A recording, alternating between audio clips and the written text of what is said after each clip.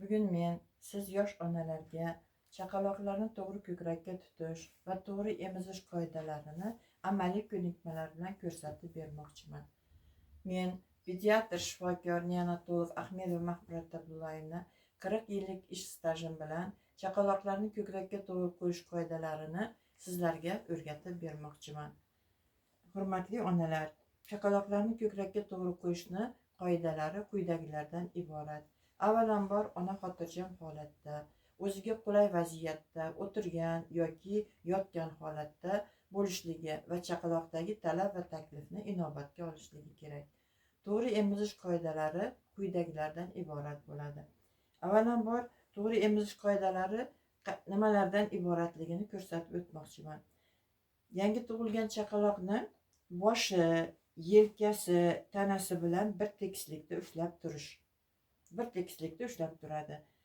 Buni noto'g'ri holat qanday bo'ladi? Chaqaloqni faqatgina boshi bilan ushlash yoki mana bunday ko'kragi bilan ushlash, bosh orqa tomonga, oyog'i pastga holatda. Bu noto'g'ri ushlash hisoblanadi. To'g'ri emiz, to'g'ri ko'krakka qo'yishning birinchi qoidasi chaqaloq boshi, yelkasi, tanasi bilan bir tekislikda turishi.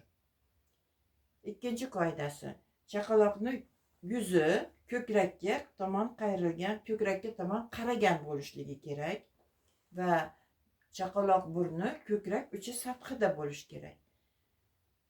Buni noto'g'ri holati chaqaloq yuzi ko'krakka qayrilgan, lekin tanasi mana bunday holatda yuqoriga qaragan bo'ladi. Bu noto'g'ri emizish bo'ladi. Noto'g'ri ko'krakka qo'yishning qoidasi bo'ladi. Buni to'g'ri holati chaqaloq yuzi ko'krakka qaragan, burni ko'krak uchi sathida va chaqaloq butun tanasi bilan, ya'ni chaqaloq qorni ona qorniga yaqin joylashgan bo'lishi, yaqin yopishgan holatda, jips holatda bo'lishligi kerak bo'ladi. Va chaqaloqni butun tanasi bilan ushlagan holatda ko'krakka qo'yish bu to'g'ri qoida hisoblanadi. Endi chaqaloqlarni samarali emish qoidalari bor.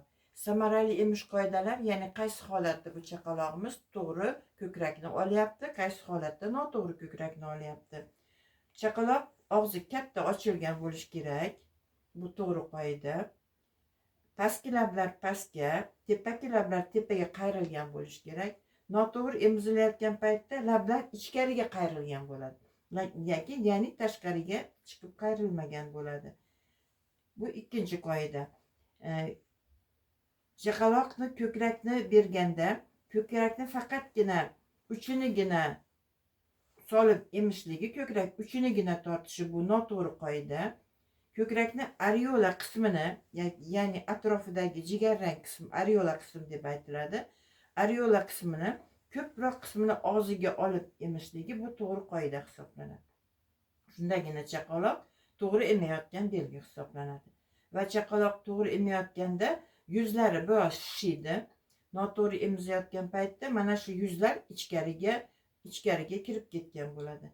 Hamda chaqaloq yutganda sut yutgan tovushlar eshitiladi. Noto'g'ri emizilayotgan paytda sut yutilgan tovushlari eshitilmaydi. Bu chaqaloqlarni to'g'ri emizish va to'g'ri ko'krakka qo'yish qoidalari bilan tanishtirib o'tdik. Hurmatli yosh onalar, videomiz sizga foydali bo'lgan bo'lsa, bizni kanalimizga obuna bo'lib qo'ying va bizni kuzatishda davom eting. Keyingi videolarda ko'rishguncha.